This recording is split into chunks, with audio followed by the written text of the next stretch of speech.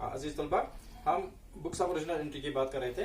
तो books of original entry में सबसे पहले जर्नल आता है। जैसे अब हमने पढ़ा, जर्नल में सबसे पहले हमने बहुत सी एंट्रीज करी। उसमें पहला आता है सैंपल एंट्री, उसके बाद आता है कंपाउंड एंट्री, और उसके बाद हमने किया ओपनिंग एंट्री। इसके बाद हमारे पास एक एंट्री है ट्रांसफर एंट्री। ये हमने देखा, यहाँ पे आप ठीक तरह से लिखे, फोकस कीजिए, बुक अपने सामने रखे। एक ट्रांसफर एंट्री आता है और मैं यहाँ से थोड़ा सा स्पेस डाल के यहाँ पे लिखूंगा रेक्टिफाइंग, RECTIFYING, रेक्टिफाइंग एंट्रीज। मैंने स्पेस डाला इसलिए क्योंकि ये एंट्री और ये एंट्री एक जैसी लगती है, लेकिन इसमें थोड़ा सा फर्क है। मैं यहाँ पे कहूँ पहले आप ट्रांसफर एंट्री की बात करें। देखिए, सिचुएशन पे डिपेंड करता है।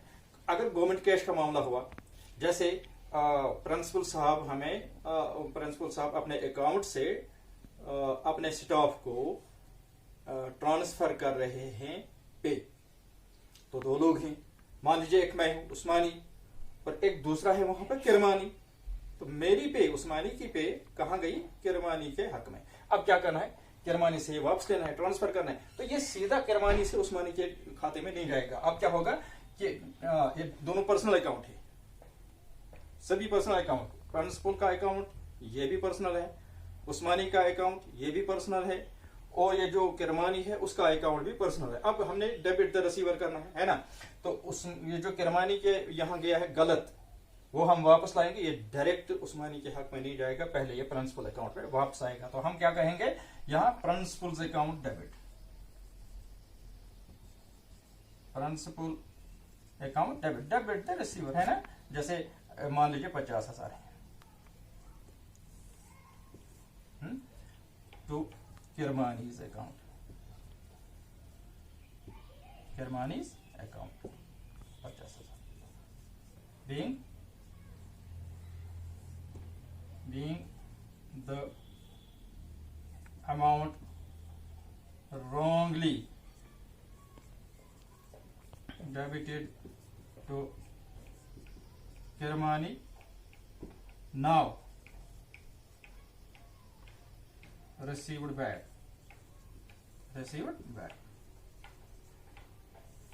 क्या कहा हमने? ये एक अमाउंट था, किरमानी को डेबिट हुआ था, गलती से हुआ था। अब हमने वापस लिया और डेबिट किया प्रिंसिपल को, किरमानी का क्रेडिट हो गया। पर्सनल अकाउंट है, किरमानी से निकला, प्रिंसिपल अकाउंट में आ गया। अब प्रिंसिपल अकाउंट के पास है तो प्रिंसिपल अकाउंट से अब ये उस्मानी के अकाउंट में जाएगा। अब उस्मानी रिसीवर है तो यहां होगा उस्मानीज रिसीवर है, Usmani's account debit 50,000 to principal account 50,000 being the due amount debited to due person, due amount debited to due person। सीधे ये नहीं गया। अब यहाँ पे हम देखते हैं, यहाँ पे देखिए इसी जैसा एक और आपको दिखेगा कहीं पे, जैसे कि शाम हमें राम को मिलने थे 500 रुपए, अब ये शाम को मिले, एक जैसा नाम है। तो क्या कहेंगे हम सीधा? ये भी पर्सनल है दोनों। राम को मिलना था, मिला किसको? शाम को। अब हम क्या करेंगे? राम को डेबिट करेंगे, शाम से निकालेंगे। तो हम कहेंगे राम्स अकाउंट डेबिट तो शाम्स अकाउंट। 500 रुपए का मामला है। Being the amount wrongly debited to Sham, now taken back and debited to Ram। देखा आपने? आपको लग रहा होगा एक जैसा है, जैसे यहां पे है उस्मानी को देना था, किरमानी को दिया, लेकिन थर्ड पर्सन है इसमें, प्रिंसिपल है इसमें।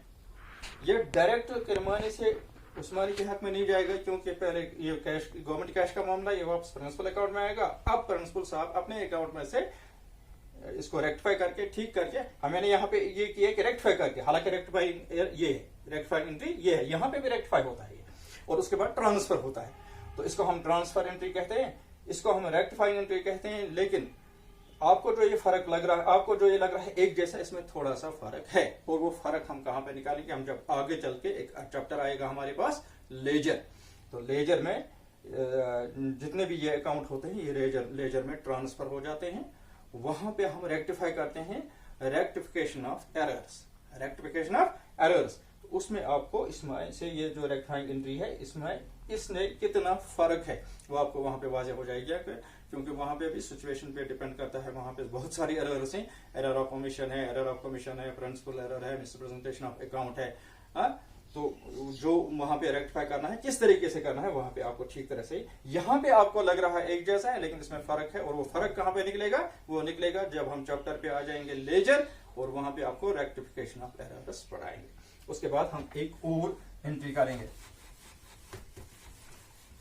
देखिए ये बेस बनता है, क्योंकि बुक्स ऑफ ओरिजिनल एंट्री है, हर एंट्री सबसे पहले जर्नल में चली जाती है, इसलिए जर्नल को ठीक तरह से मैंने एक दो इसमें पहले ही एक लेक्चर दिया हुआ है, इसमें दूसरा लेक्चर भी इसलिए चला जाता है क्योंकि ये बेस फराहम करता है, इसको बुक्स ऑफ ओरिजिनल एंट्री कहते हैं। इसीलिए एक और करेंगे हम क्लोजिंग एंट्री। ओपनिंग एंट्री किया हमने, closing entry.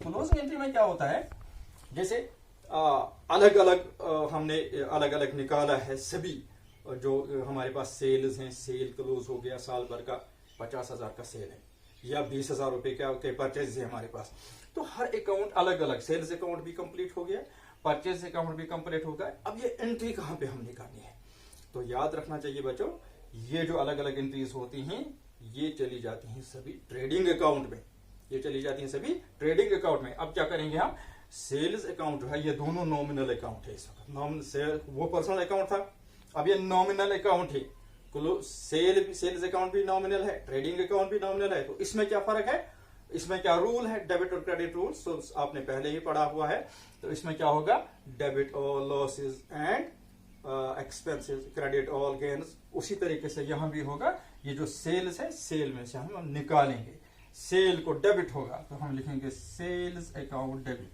Sales account debit, मान लीजिए ये 20,000 रुपए या 50,000 रुपया 1,00,000 रुपया है,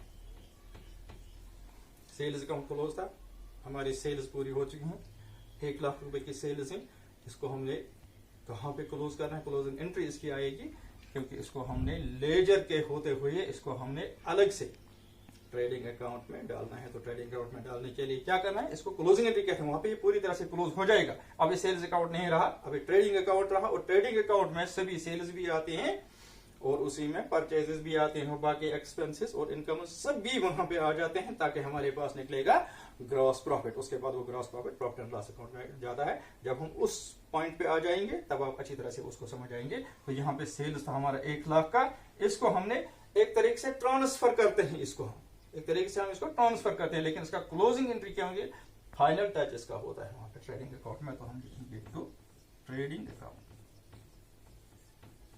टू ट्रेडिंग अकाउंट, यहां पर डैश डाला तो 1,00,000 रुपए चला गया, बीइंग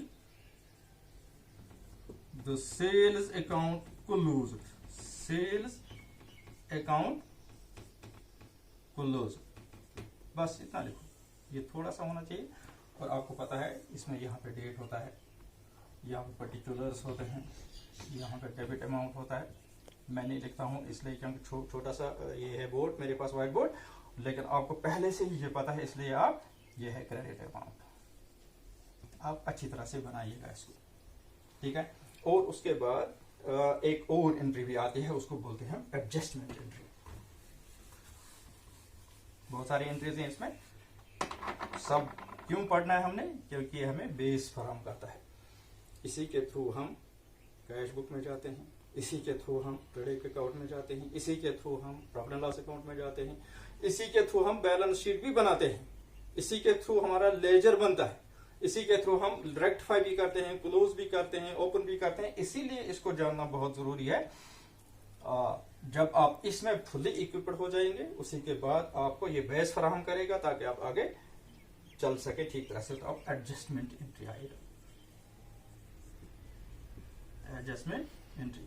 देखो बच्चों, अगर हम बहुत सारी मिसालें, बहुत सारे एग्जाम्पल्स एक एंट्री के देंगे तो हमारा लेक्चर सिर्फ एक एंट्री पे रहेगा और हम आगे नहीं जा पाएंगे, क्योंकि लॉकडाउन है, आप लोग घर में बैठे हो, आपका ऑलरेडी नुकसान हो चुका है, इसलिए हम थोड़ा सा आगे जाने की कोशिश करते हैं। मैंने बहुत सारी एंट्रीज, अब मैंने 4 एंट्रीज उठाई हैं, इसलिए नहीं तो हमने एक एक एंट्री, अगर हम स्कूल पे होते, क्लासरूम में होते तो हम एक एक एंट्री करते, आप वहां पे मुझे सवाल पूछते, मैं जवाब दे देता। लेकिन ये बदकिस्मती है हमारी, आप ही का सबसे बड़ा नुकसान होता है, एजुकेशन सेक्टर का नुकसान हो रहा है।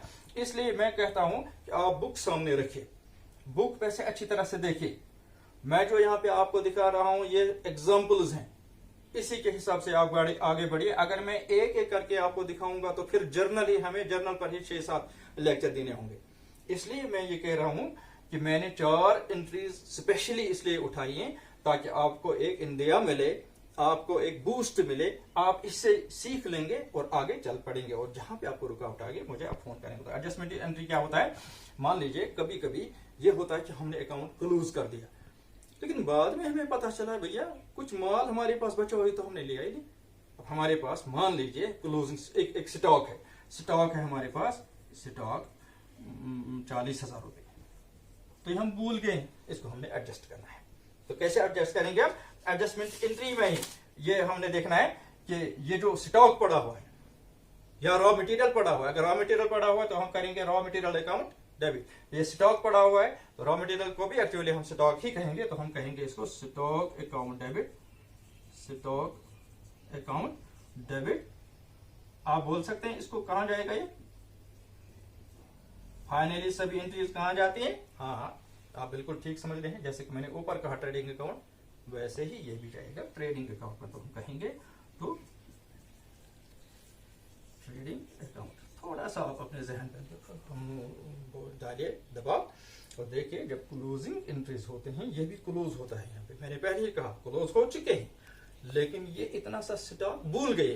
जब ये क्लोज हो चुका है तो कहां पे हो चुका है, ट्रेडिंग अकाउंट में, इसलिए उसी ट्रेडिंग अकाउंट में हम इसको इफेक्ट देंगे। हम कहेंगे स्टॉक अकाउंट डेबिट। क्यों कहेंगे स्टॉक अकाउंट डेबिट, क्योंकि स्टॉक अकाउंट इसमें 40,000 रुपए पड़े हैं, इससे हम ये निकालेंगे। तो हमने किया स्टॉक अकाउंट डेबिट, डाल दिया कहां पे, ट्रेडिंग अकाउंट में। तो ट्रेडिंग अकाउंट में 40,000 रुपए, तो इसमें क्या लिखे हैं अभी, closing stock, closing stock transferred. हालांकि यहाँ पे ट्रांसफर एंट्री नहीं है, ट्रांसफर एंट्री नहीं है, लेकिन हम कर रहे हैं एक्चुअली इसको ट्रांसफर ही, क्योंकि क्लोज करना है इसको हमने, और हमने इस अकाउंट से निकाल के उस अकाउंट में इसको डालना है। इसका नाम हम ट्रांसफर एंट्री नहीं दे सकते हैं, क्योंकि ट्रांसफर एंट्री आपने अभी देखा उसमें कौन सा असर पड़ता है और उसमें क्या है, ये हम भूल गए हैं। जिसको ट्रांसफर नहीं करना है वो हमने गलत करा था, दूसरे के अकाउंट में डाला था, अब वापस दूसरे को डालना है, वहां पे ट्रांसफर करना है। जैसे आप इस वक्त भी देखते हैं कि किसी ठेकेदार ने काम करा, ब्लॉक डेवलपमेंट ऑफिसर के पास उसका पैसा बिल पड़ा हुआ है, तो उसका बिल उसको नकद नहीं मिल रहा है, तो कहां जाएगा, उसके अकाउंट में सीधा चला जाएगा। तो उसको हम ट्रांसफर कहते हैं, वीडियो के अकाउंट से ट्रांसफर हो गया उस ठेकेदार के अकाउंट में। लेकिन यहाँ पे क्या है कि भूल गए, ये तो क्लोज हो चुका है अकाउंट। उसके बाद पता चला, जब हमने ऑडिट किया तो उसके बाद पता चला भैया 40,000 रुपए का स्टॉक तो हमने लिया ही नहीं है। इसलिए इसको हम इस वक्त यहाँ पे, आप एडजस्ट कहिए तो एडजस्ट कर सकते हैं, ट्रांसफर कहिए तो ट्रांसफर कर रहे हैं, लेकिन इसको हम इस वक्त क्लोज कर रहे हैं, इसीलिए एडजस्ट कर रहे हैं, तो इसीलिए इसका नाम एडजस्टमेंट एंट्री पड़ा है।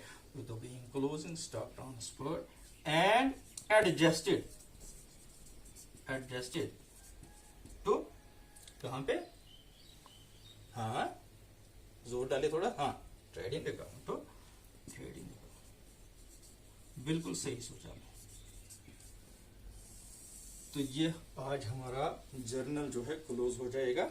हमने इसमें क्या क्या पढ़ा, sample entry, compound entry, opening entry, closing entry, adjustment entry, transfer entry और रेक्टिफाइंग एंट्री।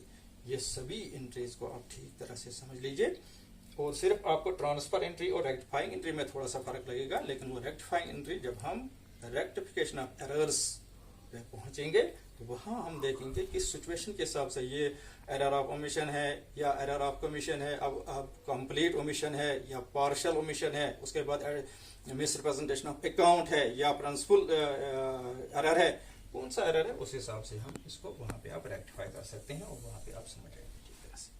Thank you.